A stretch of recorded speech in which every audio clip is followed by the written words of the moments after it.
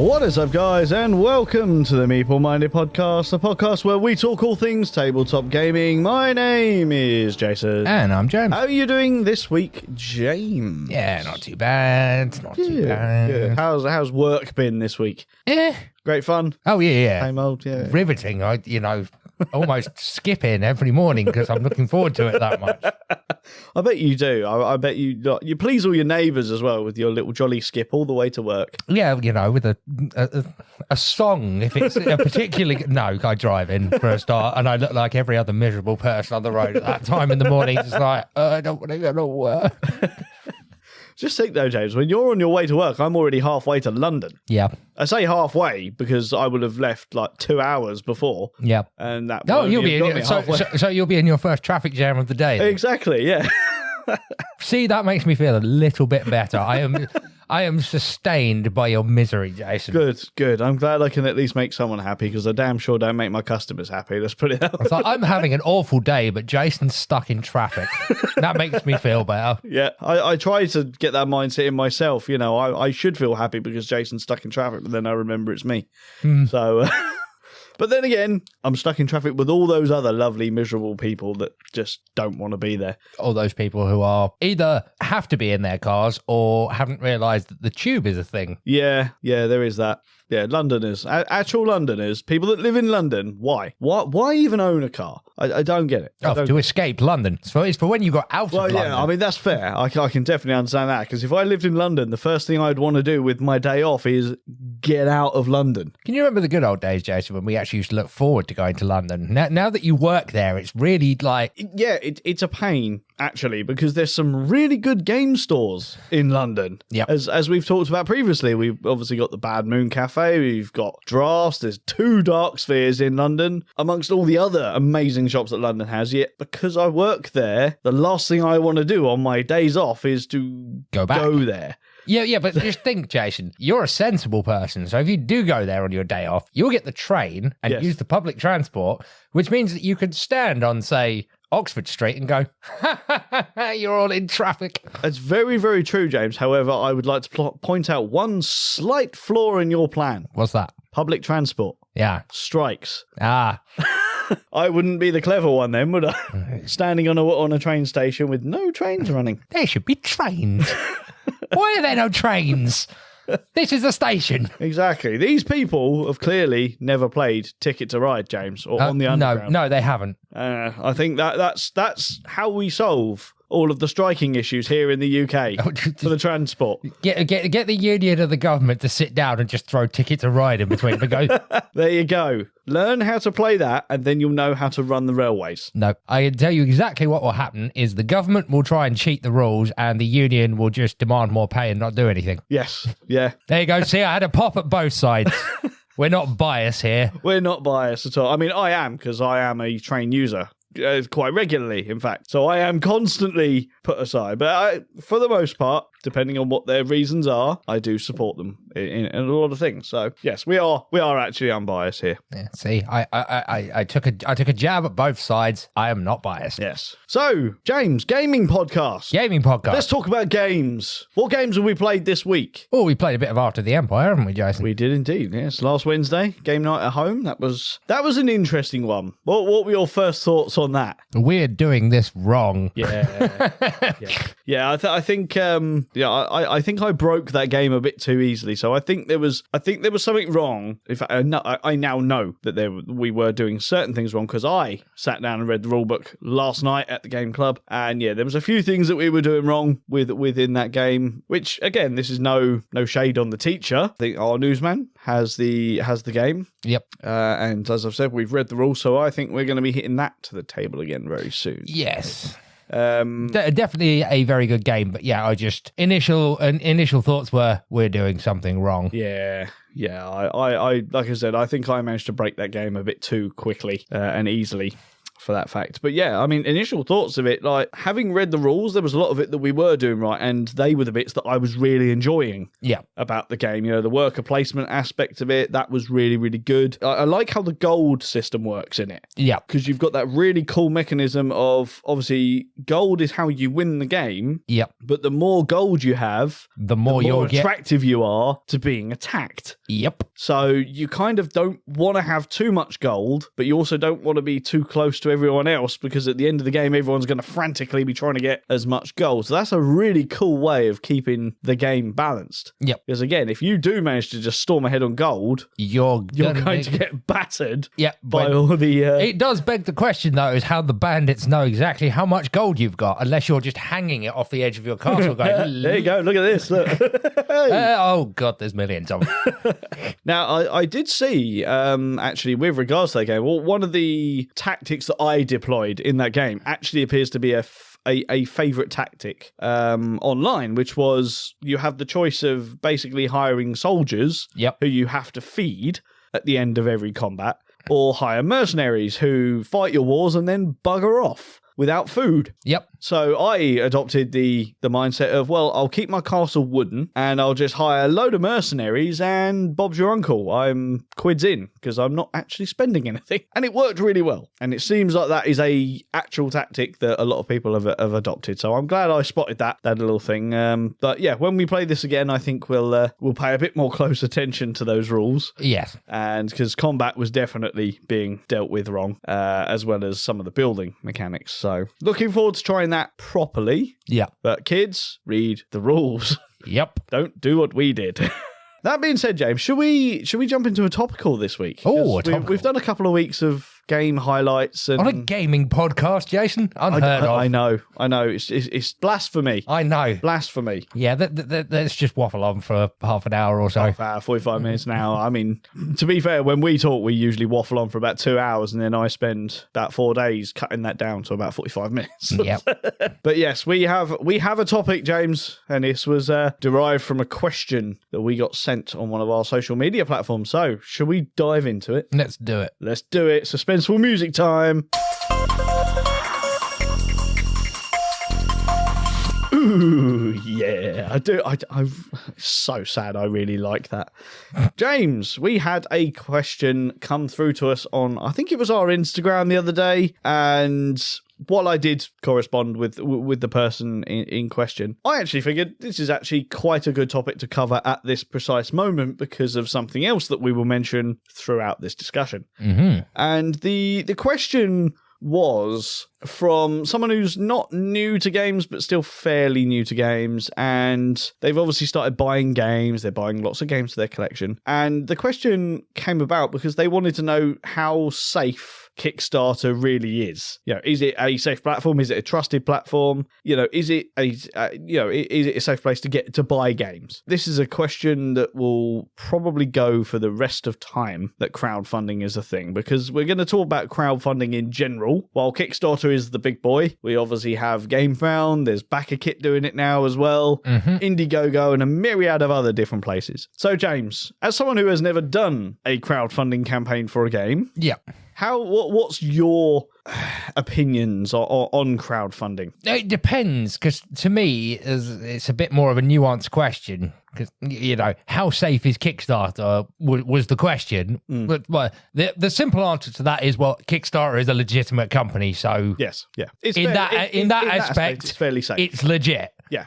What people, I think, or especially newbies, fail to grasp is what crowdfunding is. Yes. I think a lot of people go into something like Kickstarter viewing it as a pre-order platform, which to be fair, a lot of companies use it in such a way. Yeah. Which is a topic all by itself. Yeah. But the original point of crowdfunding is they are sourcing the startup cost. You know, it's meant for smaller companies that don't have their own networks effectively to source funding. Yeah. So it is an investment. Yes. And a lot of these, that's the first thing I'd sort of say to people is it's an investment, so it is possible to lose it. Yeah, exactly. And that's the key thing here is that word investment, because it's like investing in a business. Yeah. You know, if the business goes under, your money's gone. Yeah, is the long story short here. And, you know, I was looking through Kickstarter a little bit earlier, and there are essentially accountability policies in place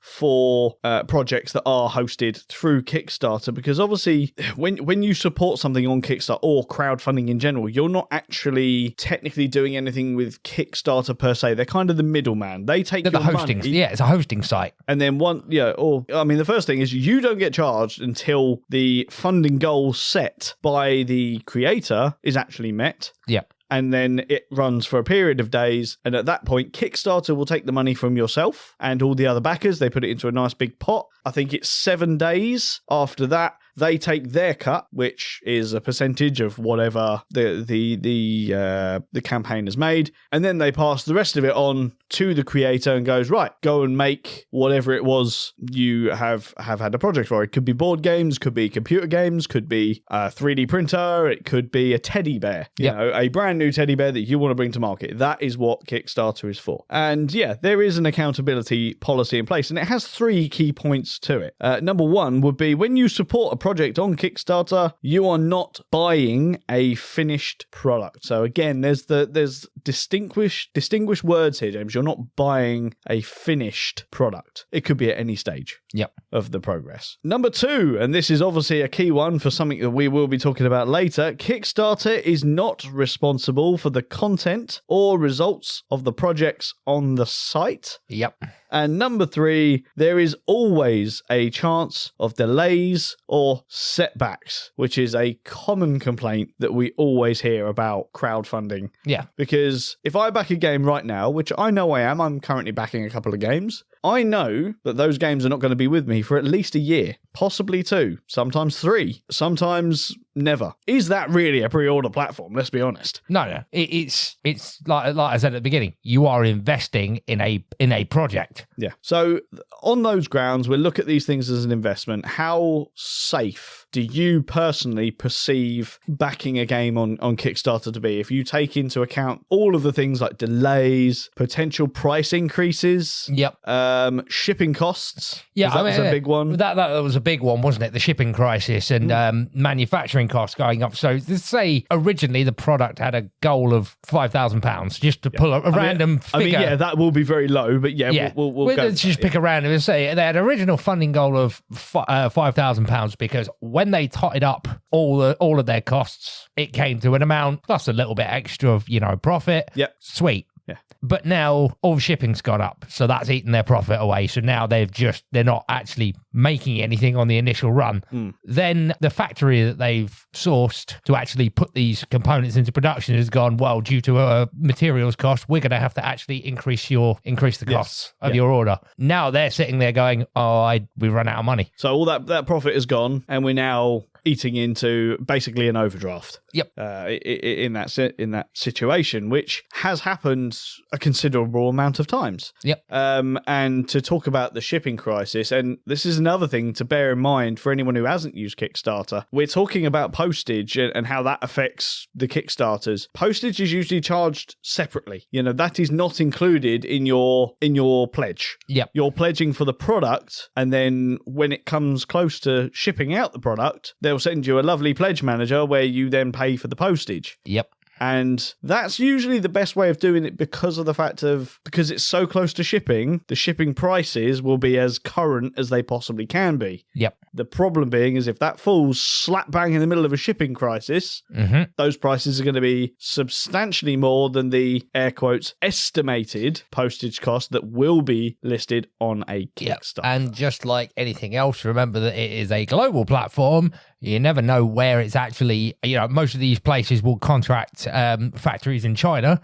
So you're also, the final sting is you're probably going to get stung with an import charge as well. I mean, for the most part, yeah, you tend to, again, this is something that we will talk about later, but as part of your due diligence of doing Kickstarter, you will be looking on there at the shipping thing. And as soon as you see someone that says, EU friendly or UK friendly, customs friendly, once you see that, it's great because they're going to cover your import and customs charges. Obviously, if you don't see that, that's potentially a question you want to immediately ask, because well, is this my location friendly? Yeah. Because if it isn't, factor in that import cost, because as you said, for the most part, these things come from China. They go to usually a central hub and then they're posted out. So the import charges will be paid to get to that hub. But for us here in the UK, for example, if the hub is in Spain and they ship it over here to the UK, because we're not part of the EU anymore, there is a potential, if it hasn't had its customs paid, that we will then get hit with an import charge. I know my Masters of the Universe game that's coming soon was not customs friendly. So I know that when that arrives, I've got a nice bill that I'm going to have to pay. Yep. The question is, how much is it going to be? Right now, I don't know. Yep. But hopefully I'll know within the next month or two. But what we're basically getting at here is that the original creator of this, at any point during this, the shipping's gone up and, the costs are gone up, they might decide to throw the towel in if they run out of money. Yeah, exactly. You might get some companies that might just sort of come to you and go, look, we know you've paid all this. We're really grateful. Would you mind chucking in an extra $10 or £10 or whatever, just so that we can get it to you? And that may sound like a lot to you, but when you think of the fact that they've probably been stung for maybe £100,000 more for shipping all of these games all over the world, that $10 and everyone else's $10 won't even put a dent in it. But it just shaves it off a little bit. I mean, we're only talking about shipping here, James. And manufacturing as well. But it's just hammering home that it is an investment. Yes, exactly. And don't expect a game to be turning up on your doorstep next week. Because it's not that at all. These things are usually in the very early stages of production. They might well have a prototype if they had some spare money. Smaller creators may not have a physical prototype ready. So that could be the next step. But usually good creators will give you timelines of what they're going to be doing and stuff like that. But these timelines are estimates. Things happen. If they get a prototype come through and there's something that's glaringly wrong with it, to use one of our good friends, Stop, Drop and Roll, with Earth Rising, they had a prototype turn up for the board and it basically fell apart because it was too heavy. So they were able to identify that issue, go back to the factory and go, right, this is a problem. We need to address this. They worked together, they created it, they got a new prototype sent out. That process lasted about 2 months. Just identifying the fact that one of the boards was not strong enough. But how annoyed as a backer would you be if it had have not been identified? Your lovely game that you've paid 60, 70 and upwards pounds for, turns up, you get it out for the first play and it tears right in front of you. You're not going to be happy. So again, investment. You're not buying from an online store. You are investing in a product that you believe in. Yes. So that basic fundamentals of Kickstarter out of the way, we need to talk about a few games that I personally have experience with. I've backed a substantial amount of games now. I've had both the good and the bad, and some very bad. There is also a campaign that has recently happened. At the time of recording, it was suspended by Kickstarter about 6 days ago. So we're going to touch on that a little bit. Let's talk about some games, James. Let's start with something good. And why I really like the likes of Kickstarter and things. If it wasn't for something like crowdfunding, one of my favourite games of all time would not be a thing. And we're talking about Dynagenics. Now, this is a exclusive Kickstarter game because the game costs so much to produce. They'd never make money on it. So to get it, they've literally only ever done the Kickstarters. And if you want the game, the next time they do a Kickstarter, that's going to be the only way you'll get it. If it wasn't for crowdfunding, James, we would never have seen it. And how much of a travesty would that be? It would be, because it's a very good game. What other good things do you think came with Dynagenics that wouldn't have happened if it wasn't for crowdfunding? So I think the deluxe fighter components basically is the thing that take away from that game. It's like you've got the metal coins, the wooden meeples, the fence pieces, the dual layer boards, all of that kind of stuff started really appearing from crowdfunding because they were add-ons, stretch goals. Yeah, exactly. Another big part of Kickstarter. Exactly. I mean, while things have changed recently and it's become more of a pre-order platform, things like stretch goals, you hear people talk about them all the time. And that is crowdfunding. Cool Mini or not, they wouldn't exist if it wasn't for Kickstarter. That's where they started. And all right, granted, for the most part, they tend to stick there. But if it wasn't for crowdfunding, we wouldn't have Cool Mini or not. So no Marvel United, no Cthulhu Death May Die, no, what else have they made? Marvel Zombies, Zombicide, Ankh, all of these things, it's all come from crowdfunding. The dual layer boards, James, that's something you mentioned there. Yep. That to my knowledge, was something that came from crowdfunding. The demand for more. Yeah. People wanted more. They wanted more deluxification in these expensive games. As they got more expensive, they expected more. Dual layer boards was one of those things. Metal components was a thing. What was wrong with punch boards? Nothing. They're functional, but we want more. That's what crowdfunding has given us. Yeah, and that's basically the whole point of, as we've mentioned, stretch goals, isn't it? It's, the funding goal is for us to actually make the game. Yes, yeah. So that's the funding goal. But if we hit this, we can do this. We can give you extra. We've costed it up and we can give you this. Yeah. If we hit this, we can give you this. Yes, exactly. So sticking with the theme of dinosaurs, James. Yes. And as we're talking about stretch goals and a ridiculous amount of them. Jason, are we about to start talking about your bugbear? We may well be. we may well be. We're going to talk about my worst project to date, which is the Jurassic World miniatures game. Buckle up, ladies and gentlemen. Alrighty, here we go. Crack those fingers. Let's talk about Jurassic World, the miniatures game.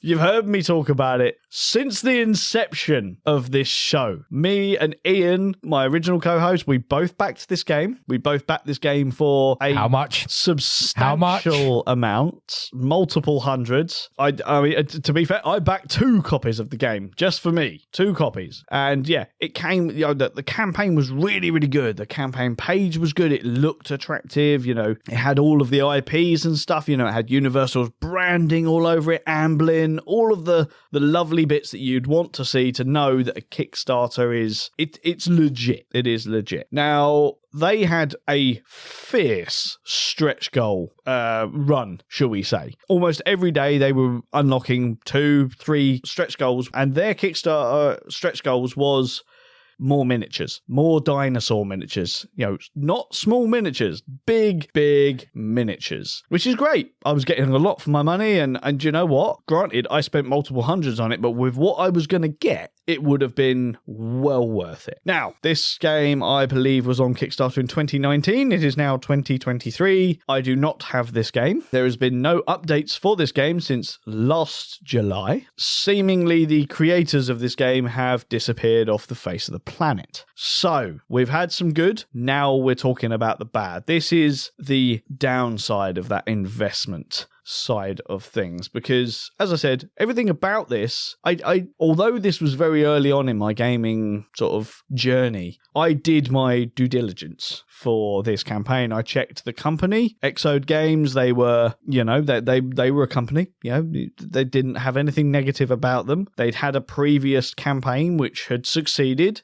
and delivered. They had the backing of Universal, which in my mind was phenomenal. So there was no screaming, glaring highlights. Yep. You've actually looked at their campaign page in the past. I have. So did you see anything? No, like you mentioned there, it's ticked all the boxes. It's a legitimate company for a start. Mm-hmm.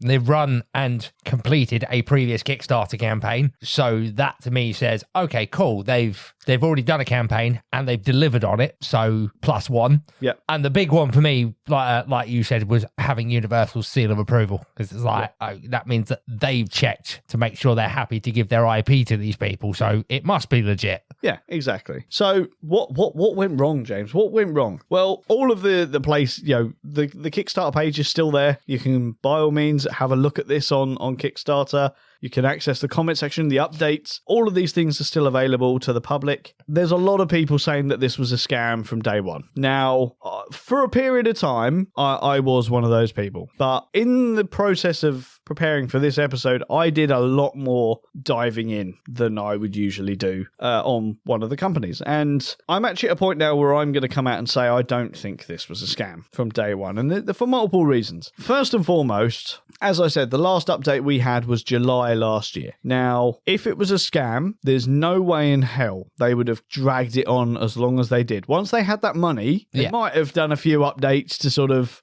disguise the scent a bit, but they weren't going to carry it on for multiple years for the most part. I mean, that would be a very dedicated scammer if it was. So that's sort of inkling number one. There was a particular update that I looked back on and I went, you know what? Of all things, that proves that this wasn't a scam. And that was they uploaded a picture of a metal mold, which is obviously what they use when they're making things like miniatures in the factories in China. Those things are not cheap. Each one of those molds, and this was for one single dinosaur, that would have cost them in the region of about £5,000 for that one mold. And there was a few updates that they posted these pictures, all different dinosaurs. Mm-hmm. There was at least £50,000 worth of molds shown to the backers. If it was a scam, they're not going to go out and spend £50,000 of the money that they've successfully got at this point on doing that. So again, the evidence is there that they were putting this game into production. So why didn't it deliver? This is where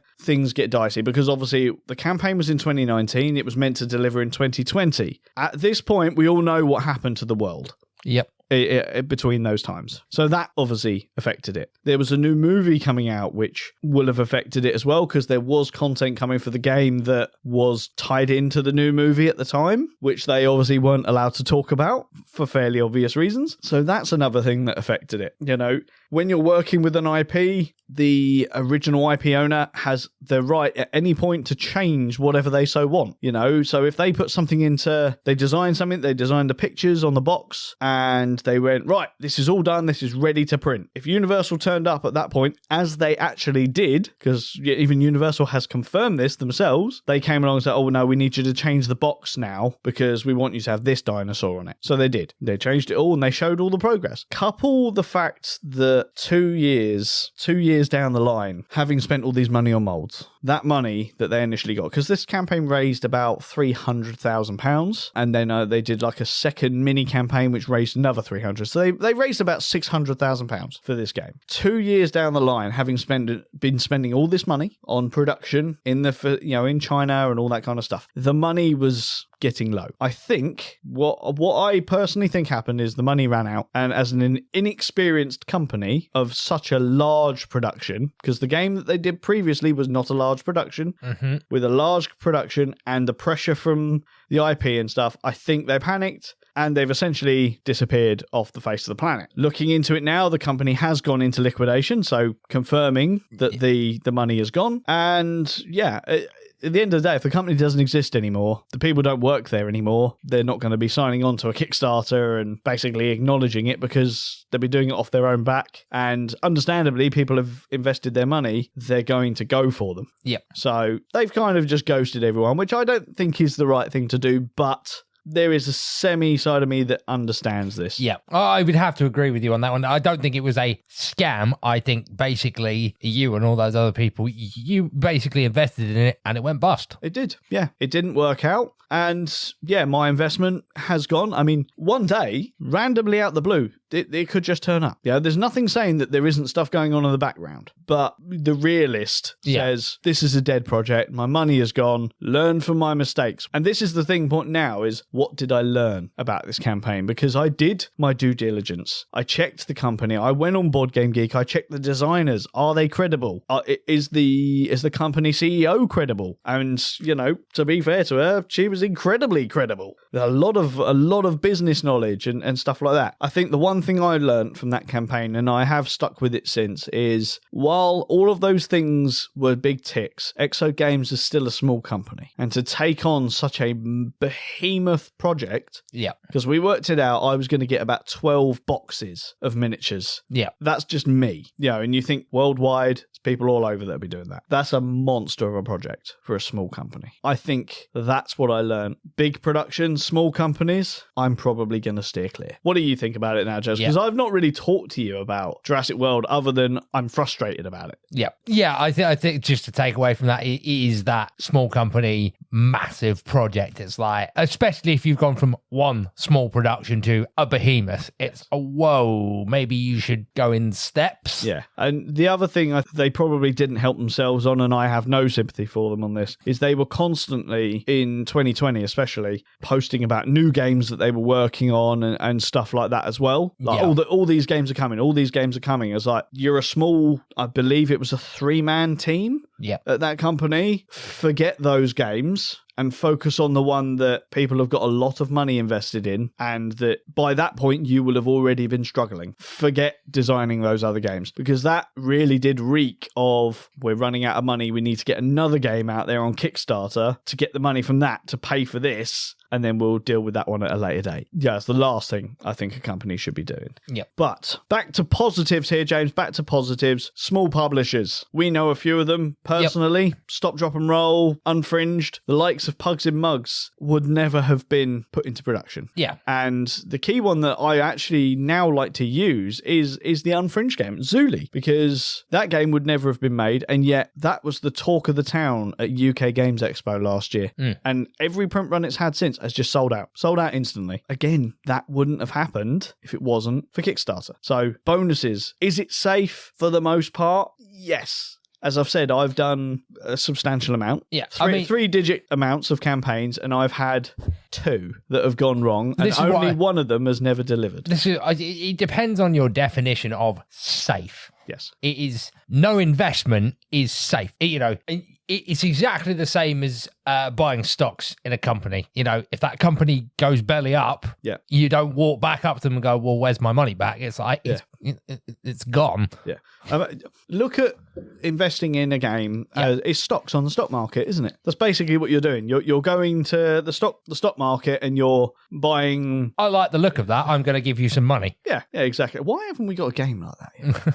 I think we need to see if there's a game like that. Just trade Square, something like that. But anyway, that's exactly what it is. You're buying stocks in a company, but your output from that company is the potential of a game.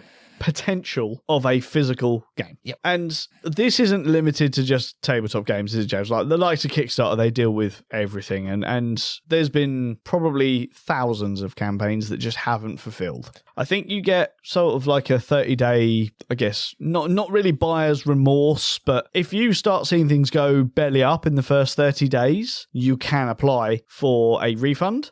And for the most part, you will get it minus 5% because Kickstarter have already taken it and they ain't going to give it back. Because that's not their problem. It's not their problem. Exactly. Right, James, let's talk about Dungeon Delve. This one to me is the reinforcement of actually, yes, Kickstarter is a safe platform. Yeah, I mean, to a degree, and we can have that discussion, because Dungeon Delve is the campaign that I was referring to at the start that has actually been suspended by Kickstarter themselves.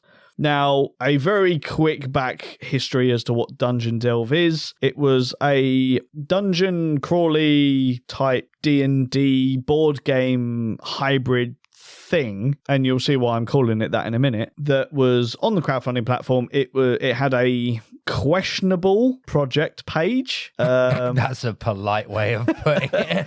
I mean, there's a lot of things that can be said about this campaign, and a lot of it we can't say on here being a family-friendly show. But long story short, people called it out that it was a scam. Now, the fact that it made it to Kickstarter is impressive, because Kickstarter, believe it or not, does actually have some stuff. You have to submit a campaign weeks ahead of when it's going to go live, and it's supposedly so it can be checked. It's got past that, so it's made it to the platform. People were able to pledge their money towards this game. But there was a few things on there, James, that I showed you earlier that proved that this game was a scam. I would actually, I don't know this for sure. I would be more willing to bet that their actual checks are financial based. Like, if things get difficult, do you have the financial overhead to start compensating for it? Things like that. And if they are a scam company, they will be able to basically go, yeah, look, I've got loads of money. Yeah. Well, I mean, to be fair, I don't actually know what the pre-checks are. Yeah. I would be willing. They are quite heavily under lock and key. So I don't think there is much check of the actual campaign itself. I would be willing to bet it's financial checks. Yeah, it wouldn't surprise me. And that would make sense. It would definitely make sense. But yeah, let's talk about the campaign page to start with, James. And the first one I'm going to talk about is, without even having to read any of the campaign, the first thing that you see when you go onto the campaign page is the funding goal. Yep. Now, this is a miniature-based game, miniature-heavy game, in fact. Yep. And its funding goal was £500. I'm no expert in putting miniatures into production and stuff like that, but I know for a fact that £500 is not enough to put a game into production. Jason, remind me, because you've already told me, how much did you say those miniature molds for Jurassic World were? When I was thinking about it, you're talking £5,000. £5,000 per miniature. I mean, that would have been a large dinosaur. So you probably would have got, I don't know, 10 miniatures in a £5,000 mold. Yeah. Let's let it sink in. £5,000 for one mold. This game was also boasting that it came with scenery, large scenery. Mm-hmm. That's very expensive. Yeah. No.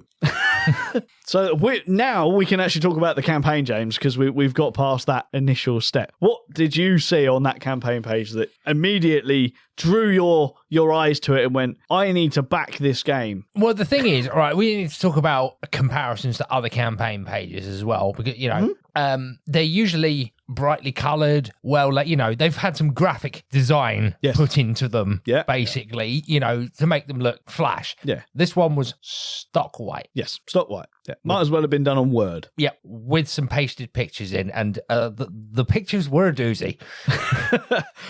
Most campaigns would, if they have components like a pre-production copy or, something to show off, that will be the focus. Yeah. The first two pictures that I saw were, here's our head office. That was, they were in the updates. They were the first two updates, yeah. Which we will talk about. Was this when people started calling them out for being scams by any chance? Pretty much, yeah. Yeah. But yeah, it's like, they're saying, here's one of our miniatures. Mm-hmm. It's a blatant, so obviously an AI generated image, and not of a miniature. No. It looks like it's been ripped straight out of a computer game, and it's just a head and shoulders. Yeah. Which, as we talk about the updates later, we'll cycle back to those pictures because in fact, no, we'll just talk about those updates now because then we can talk about those. The first two updates included a picture of their, air quotes, head office, which has a gigantic statue outside their office. Now, just talking about the grass outside the office, it's not real. It's not a real picture. And the office is huge. It's absolutely massive. It's a massive office building. It's like, I'm sorry, you're supposed to be a small company. Yeah. It's like, it looks like your office park rivals Google HQ, for Christ. Yeah. It's huge. Yeah, it was monstrous. And then the second update came with a picture of their supposed call center, which... Yeah, for customer service, which, had about... Oh, it was a proper, what you would deem as a full-blown call center. Now, I know I've used that image in the past. It's actually a stock image that's available on multiple websites. Yeah, but it's a full-blown, 100, 150 just in the image because it's bigger. Yeah. But just in that image, 150 cubic. It's like, I'm sorry, the largest miniature manufacturing company I know of is Games Workshop. Yeah, at least one of them, yeah. Yeah, their customer service team is 10 people max. Yeah, something like that, yeah. I mean, even worst case scenario, 20. In there. Again, we've been to their head office, Jason. It's in Nottingham with Warhammer World. It's not that big. You combine Warhammer World and the head office, and the production facility that's there, it's still not as big as the office that they showed. Yeah, and this is a small miniatures company. No. Yeah, exactly. Wow. Straight away, that's where we are. Yep. Stock images of offices claiming it to be your own. And the statue of the dragon that's supposedly out there, which is badly photoshopped into the image as well, is just it's just laughable. Yeah, it was terrible. So talking about stock images, James, now we can cycle back to those air quotes figures. Yeah, again, that's how they referred to them. Figures, not miniatures. Figurines.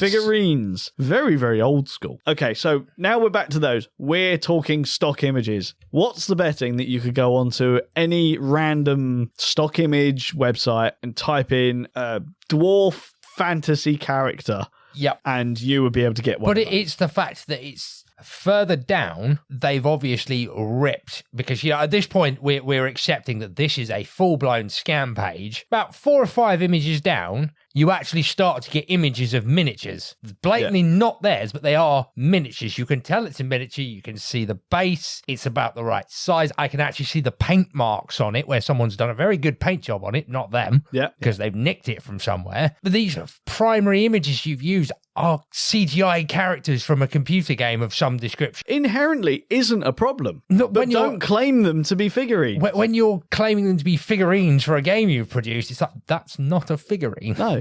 I mean, you could have easily just saying, oh, this is character art, and it would have looked fine. Yeah, this is character art. This will be on cards. Yeah, but let's not give the scammers who may potentially be listening ideas. But yeah, this is a page that has been created by someone who doesn't know what they're doing and is just looking to scam you for some cash. Yeah.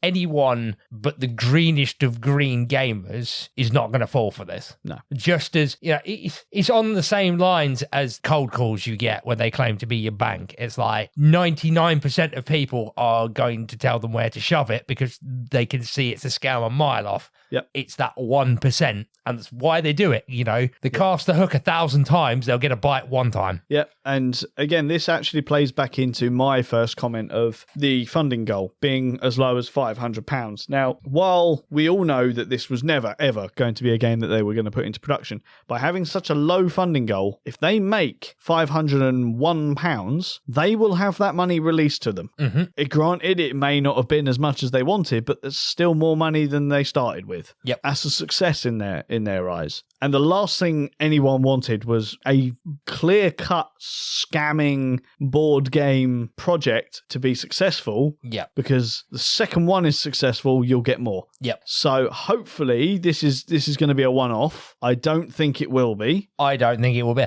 They were, unfortunately, again, it's the same with these. What will happen is you will get more slick scammers coming on who will actually study other campaign pages, I think. What do they look like? All of this, all of that. Because, this guy was a mile obvious. Yeah. Whereas over time, I'm surprised this hasn't, with anything that's publicly funded like this, which is ultimately the hosting site saying, hey, we're just a hosting site. We're not responsible for the actual content. Yeah. I'm surprised this kind of stuff hasn't happened. So it probably has. Yeah. And one more thing that's happened on this campaign, and I would sort of emphasize at this point, the comment section, which is available to everyone. You can go and read the comments on there. They are horrific. Horrific is a very, very good way to put it. This is not a family-friendly comment section. No. And we're just talking about the creator. Yeah. That's your biggest red flag. Yeah. Is someone who wants to legitimately get your money to give you a game is not going to openly insult you in the comments section. Yeah. Various flavorful ways. This isn't eBay where it's a private seller. This is a company,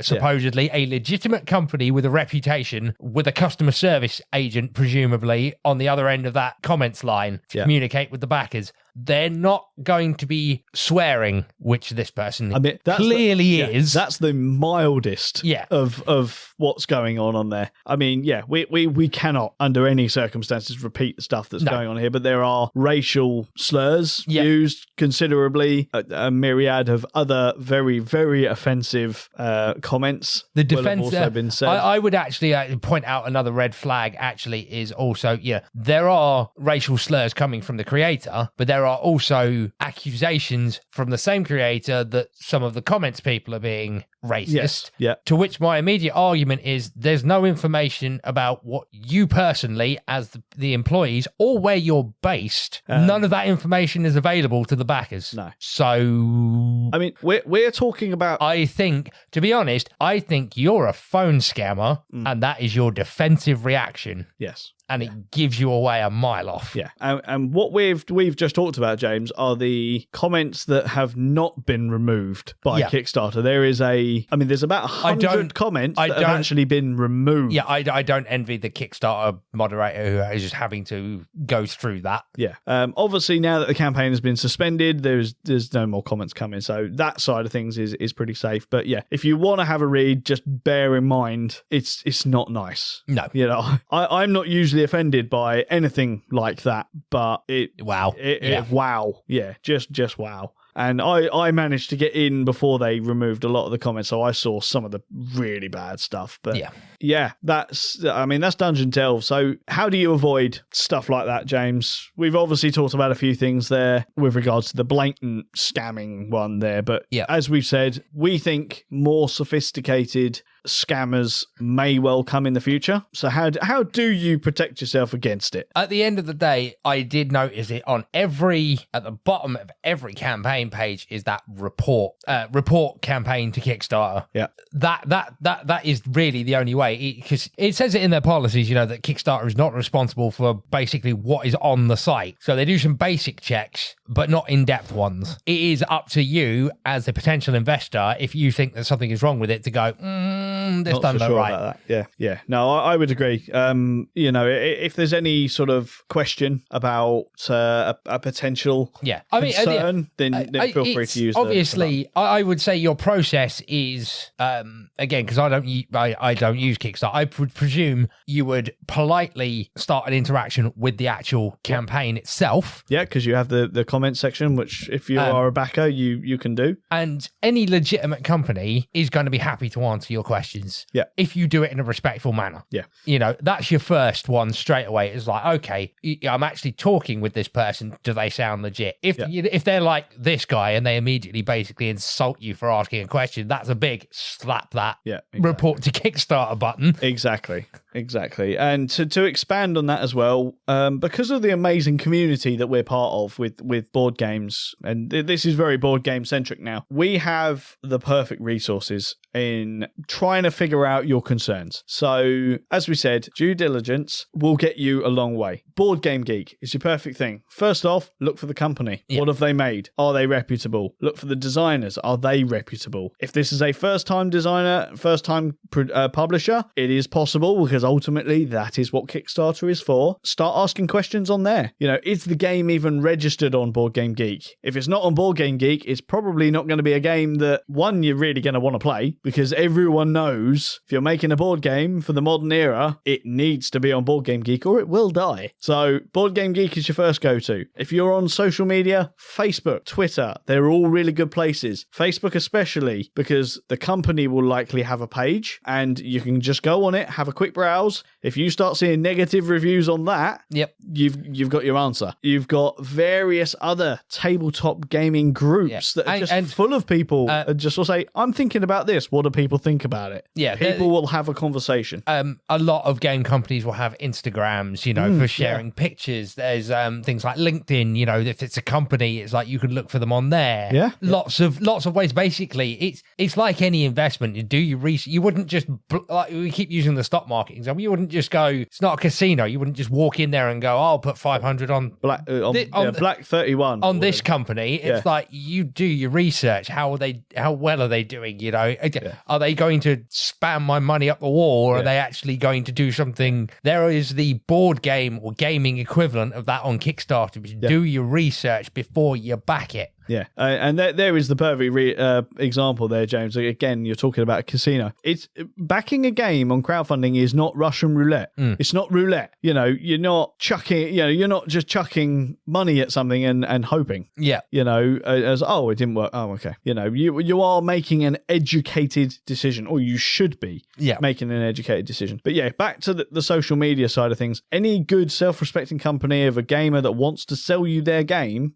will have a social media presence. Chances are all of those groups that you're in, you know, Board Game Revolution on Facebook, UK board game chat and trading or whatever, I've put questions out on there before about a game and the designer has replied. Yeah. Because they're proud of their game. They want to make sure that people know about their game. You know, that's the kind of thing you want to be looking for. Yeah. I mean, obviously, again, one of the simplest things you can do if you're new to Kickstarter is also do your research on who the heavyweights are. Yeah. You know, there are some names you're going to come across, like we've already mentioned Simon. Yeah. Like if you're green to the hobby and you don't know who Simon are, they're legit. Yeah. Don't ever back anything from Simon. They are a terrible company. They've never produced one single game, despite the fact that I've got 4 of them on my shelf. Yeah, it's you know, they're the big boy, you know, the high street equivalent of Kickstarter. They've always got campaigns going. They always deliver. Yeah, exactly. I mean, other things I guess you could do. I mean, most of it revolves around just having the guts to ask questions. And stuff like that. As I said, it doesn't always work. It is an investment. It didn't work out with Jurassic World for me. I initially thought it was a scam, but actually doing my research, I figured that actually, do you know what? There is a high chance that was not the case. You know, there's always a chance that it was. Yeah. But I mean, if they did, I'll give them their credit that they put a lot of effort into that scamming, you know, with the amount of artwork that they were doing, you know, and those pre-production molds, stuff like that. Yeah, I mean, it's at that point, if it was you might as well, it's like, guys, you might as well just make the game. Yeah, exactly. Well, this is the other thing, right? We're just going back to that game one last time. We actually got to a point where the game was due. They said it was at the ports, which meant that the game was produced. Now, we had pictures showing the game in production. So we know that to be true. There's no reason at that point that what they said about it being at the port wasn't true. This is ultimately where I think things went wrong, because that was right in the shipping crisis. They'd openly said we're having problems with containers. There to me is where it ended, because they couldn't afford more money for the shipping containers. They didn't ask for help. They will not allow these products to just sit there until they get money. Nope. You get, I think it's 30 days. And if you don't pay them, they destroy the games. Yep. They destroy the product. That is what I feel happened with that game. They didn't get the money in time. And whether it's a pride thing, I don't know, but they just never came clean about it. Nope. Whereas if they'd actually asked the backers, there's a chance that we could have saved the game. Yep. And actually got it to market, but they didn't. So there you go. I'm going to stop going on about Jurassic World. That's the most plausible explanation, isn't it? Basically, that whatever port it was in destroyed it because it was taking up space on their yard. Yeah, and they weren't getting paid for it. Ultimately, space costs money. Is the long and short of it. I did say earlier I have had 2 campaigns that went wrong. Only one of them hasn't delivered. That would be Jurassic World. The other one was kind of a loss. I've talked about it on the podcast before. Was Hollywood Racers. Started out as Hollywood Death Race. The person that was running that campaign genuinely ran away with the money. Yeah. So that was a loss. However, the designer got his rights back. He remade the game and gave basically anyone who said I was an original backer with proof, he then gave them their game free of charge. He didn't have to do that. I'm still very, very grateful that he did. That was a silver lining on that, you know, not very great Kickstarter story, because that was genuinely like the second game I ever backed. Yeah. So I was not off to a good start. But silver linings, that happened. So, James, everything we've said, can we actually go back and say, yes, Kickstarter or crowdfunding is a safe form of purchasing games? Yes, I think we can. Yeah? Yeah. I would definitely say. Well, let me percentage-wise, I would say with this, you know, because it is basically individuals trying to get you to buy something with not much in the way of oversight from the actual host website, I would flip that question and go, is eBay a safe place to buy stuff? Mm-hmm. Yeah. Exactly. But there is the chance you pay the bloke and he never sends the stuff out. It's happened a few times. I've had it happen to me a couple of times. In fact, I've had it happen to me more times on eBay than I have with crowdfunding. Yeah, because with crowdfunding, unless you are a full-on scammer, you're dealing with legitimate companies that have reputations. Yeah, or people that want to become companies with legitimate reputations. So yeah, due diligence, do your research, remember the key facts that you are not buying a game to be delivered immediately. One thing that people do forget, and this is me included, I look at a game now and I go, oh, I really like the look of that game. What you need to ask yourself is the final question, you like the look of that game now? Are you going to like the look of that game? Is it going to be up your street in 2 years' time when it actually turns up? Yeah. That's investing for the future. Yes. Wow, that was a long one, James. That was. Oh, I've almost diminished my entire orange juice. My throat is killing me, and it's time to hand over to the man in the news shed, who conveniently is going to tell us what we can. Yeah. Is Kickstarter a safe platform, Jason? Well, we tell people to buy stuff on it every week. Pretty much, yeah. Although we have cut down how many we do. But yes, we are going to hand over to the man in the news shed. He is going to tell us all of the gaming news and gossip, and he will undoubtedly tell us about some crowdfunding projects that we think you need to know about. Just an add-on, folks. This episode was in no way sponsored by Kickstarter. It wasn't. Absolutely not. We genuinely decided to do this. Yeah, definitely. And I will outright say, like, Kickstarter is not the best company in the world. Like, I have issues with Kickstarter, but we have been talking about projects, not the actual company. But yeah. Anyway, over to you, Paul. Brian, Jason's just got hold of me. That's no way to talk about the boss. No, he's gone over again. I mean, time-wise. So we got to make this short and sweet. Yeah, just like you. Right, cut that. We can put that in next week. And the Games Workshop stuff? 400 quid to join in the new Warhammer 40k. They are having a laugh, aren't they? Yep, cut that. That'll do. Hit it. Well, with the financial year coming to an end shortly, mixed news is coming from the Hasbro camp. Financial numbers announced recently for Wizards of the Coast, a Hasbro subsidiary, show a phenomenal fourth quarter where it took in the region of $339 million, up 22%, with an estimated revenue of $1.33 billion over 2022, and that's 3% up on 2021. Unfortunately for Hasbro as a whole, they didn't fare as well. While still taking over $5.86 billion over the course of 2022, it was still 9% down on its previous year. Consumer products fell by 10%, and its entertainment sector fell by 12% compared to 2021. A statement by Hasbro CEO Chris Cox said despite growth in Wizards of the Coast and digital gaming, Hasbro Pulse, and our licensing business, our consumer products business underperformed in the fourth quarter against the backdrop of challenging holiday consumer environment. As a result, Hasbro says that it will be laying off approximately 15% of its global workforce, equivalent to around 1,000 staff members. These layoffs come at a time when many large companies are reducing staff on their payrolls, with companies like Google, Microsoft, Meta, and Amazon all laying off tens of thousands of workers. You'd think with Wizards of the Coast picking up the slack this year, things may have been a bit different. Oh well, what do the little people know? It's not often Uri Geller's name makes the headlines, especially followed by the words Pokemon trading card game. That being said, after a lawsuit made by the magician 2 decades ago forced the Pokemon Company to remove fan favourite Kadabra from production and indeed from the TV anime, all because Kadabra was illustrated bending spoons, a trademark of the magician's performances. Thankfully, Uri Geller has now retracted the complaint, therefore allowing Kadabra to make his return in this year's 151 card set entitled Skyridge. Uri Geller released a statement on the matter.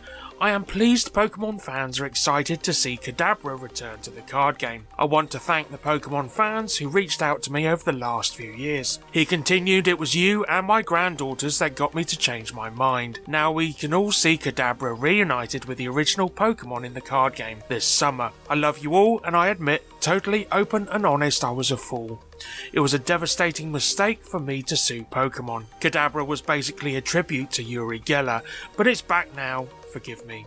With Kadabra slap bang in the middle of the evolution cycle between Abra and Alakazam, both the Pokemon Company and players alike have tried to find workarounds for its evolution, with reprinted cards in 2007's Mysterious Treasures sets, or making use of Pokemon Level X and V cards. Developed by Naughty Dog and published as a PlayStation exclusive by Sony Computer Entertainment, winning countless awards leading to remastered versions and sequels, and The Last of Us has just made its jump to live-action TV show, which released a short while ago on HBO. With such a large franchise, it was only a matter of time before it made its way to a tabletop near us, and not just one by the sounds of it, as publisher Themeborn will be first up with their title, The Last of Us Escape the Dark. The board game will be all about atmosphere as players work together as a group of survivors, while the game weaves a unique narrative of survival and companionship on the tabletop, trying to keep everyone alive as you journey from the totalitarian quarantine zone towards the safe haven of Jackson. Complete chapter cards to work your way through hostile environments, full of not just infected, but Fedra agents and hunters. Anyone who's played the games Escape the Dark Castle and Escape the Dark Sector from the publisher Themeborn knows this isn't going to be an easy ride, but Escape the Dark promises to be a punishing but compelling experience, with new characters and challenges to overcome. The game relies on custom dice to work through, around 3 short-form encounters of about an hour each. The Last of Us Escape the Dark offers both solo and co-op multiplayer modes, allowing up to 5 players to experience the haunting, monochromatic setting in a unique way. Another game entitled The Last of Us, the board game, has been announced by Simon, but no further details are available. What do you mean you haven't got time for an entire Dungeons & Dragons campaign? Don't worry, as WizKids have you covered as they release Dungeons & Dragons Onslaught, a short competitive skirmish game that's fun, fast and easy to get into. Set in the fantastical lands of the Forgotten Realms, it's basically a player versus environment game for 2 players. You run your team of characters from either Harper or Zentarim factions against your opponent in order to complete objectives and take down the enemy, with the help of pre-painted minis that allow you to jump straight into the action without the anxiety surrounding having to create your own paint job. There should be enough tactical depth without the need to keep track of skills and abilities, and the card-based gameplay adds an extra layer to your typical skirmish game. Expansions have already been announced with both additional minis and scenarios. Well, they've timed that right, haven't they? It's like they planned it. Just before the release of Ant-Man and the Wasp: Quantumania, as all those would-be Marvelites ask who the hell is Kang the Conqueror, Ravensburger has you covered. So go get those monologues ready as we delve back into Marvel Villainous in its latest Expandalone. Yep, apparently that's a thing now. An expansion that can be played without the base game. Who knew? Twisted Ambitions brings us Spider-Man's 8-armed foe, Dr. Otto Octavius, or Doc Ock, She-Hulk's nemesis, Titania, and the aforementioned Kang the Conqueror. Marvel Villainous is an MCU-specific version of the popular Disney Villainous competitive board game, where players take on the role of comic book antagonists, thwarting their arch-rivals and scheming towards the first evildoer to see their master plan come to fruition. How that pans out during play is specific to the chosen villain, each of which has their own win conditions within Villainous' basic rule set. Players will traverse amongst locations tied to the chosen baddie, enacting schemes and playing cards from their hand that provide them with advantages, as well as lobbing wrenches into their competitors' machinations. Twisted Ambition's trio of troublemakers are no exception, delivering 3 new ways to win the day. Pre-orders go live in February, but no fixed retail release date is available at the current time. Simon has been on the hunt for some new licenses and acquired a trio from Mythic Games. Super Fantasy Brawl, Enchanters and Steam Watchers will now publish from Simon, who will continue to publish the existing titles while seeking new products which can be created using these intellectual properties. Super Fantasy Brawl, designed by Jochen Eichenhuth, is a fast-paced brawler series which raised over $1 million on Kickstarter. Enchanters, designed by Rafał Sawicki and Jacek Golubiowski, has been running since 2016 and has gameplay often compared to the digital title Hearthstone. While Steam Watchers is a newer property designed by Mark Lagroy, an area control game set in a post-apocalyptic frozen Europe where players must survive an ecologically ravaged wasteland. Simon weren't the only publisher on the prowl, as Monolith Games acquired the licenses to Solomon Kane and Reichbusters from Mythic Games, with both properties planning to be developed further by Monolith. And we're heading on over to crowdfunding. As far back as the 1800s, and even earlier, the legend has been peering out from somewhere deep in the woods. Native people have spoke of a hairy man of the forest since before recorded history. Countless campers, hunters and hikers have been terrorized by a large dark presence in the woods. Growls and screams have been heard, rocks have been thrown, and some even claim to have come face to face with a beast. In Bigfoot, the board game, it's up to you to brave the wilderness and track down the most elusive creature ever to live. Has he actually heard of the Loch Ness Monster? Anywho, pack your gear and head out. Search the locations around the map and put your tracking skills to the test as you follow the evidence. Be the first to learn where he is hiding and prove to the world once and for all that Bigfoot exists. Bigfoot is hiding in a secret location, which is set before the game begins. None of the players know the location, and your goal is to explore the map in search of any Bigfoot activity and gather evidence. Eliminate possible locations as you go until there is only one remaining. Find this location and win the game. Before setting out, spend your hard-earned coins to buy items and equipment to help you in the search. Travel by car and foot to locations around the board before camping down for the night. Bigfoot emerges at night and will leave fresh activity markers across the board.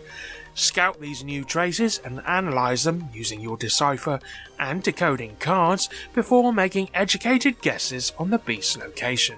Bigfoot the game is the first creation by Arizona-based designer Zach Thomack under his company name Flying Guy Games. Pledge levels start at £49 or $60 for the base game, which includes unlocked stretch goals and a grateful mention on the Flying Guy Games website. Additional pledges are available for multiple copies, which offer added benefits like t-shirts and caps, but I'll let you see those for yourself. Bigfoot the game is live on Kickstarter now until Friday, February the 24th. Right, Brian, there's no time for pleasantries. Just say goodbye to everyone, will you? And it's a goodbye from me. Keep safe, Meeples. Keep those dice rolling, the cards shuffling, and we'll be right here for you next week.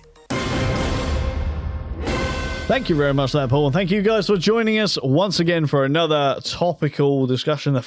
I mean, technically, it's the first one of the year, isn't it? It was. I mean, we did one on our first week back, but that was more of a what we're going to do sort of thing. Yeah. How do we think this one went? I think we successfully waffled. Well, I definitely did. Yes. You've been wanting to vent about that game for how long? A long time. A very, very long time. And it was humbling to me to do that research because, do you know what? I could have said some things that wouldn't have been true. And I think, really, if you ever find a campaign that you're disgruntled with, I genuinely feel that now my recommendation is you need to put in some serious work to do some research and find out that your facts are indeed correct. Because I'm the first to hold my hands up now and go, do you know what? I was wrong. I was indeed wrong. But yeah, James, we need to get you on the crowdfunding thing because it's safe. What are you going to buy, James? I don't know. What's Call Me or Not got coming? Technically, I have crowdfunded something, but not a board game. True. Well, we need to get you to crowdfund. I mean, we need to get you to get board games, full stop. But yeah, I've got one. One is never enough, James. One is never enough. They need more expansions for that game because then at least I can stop spamming you with those. Anyway, shall we head off, James? Let's do it. I need to do it because my voice is going to go. So, till next week, guys, I have been Jason. You have been Jason, and I've been James. I nearly forgot.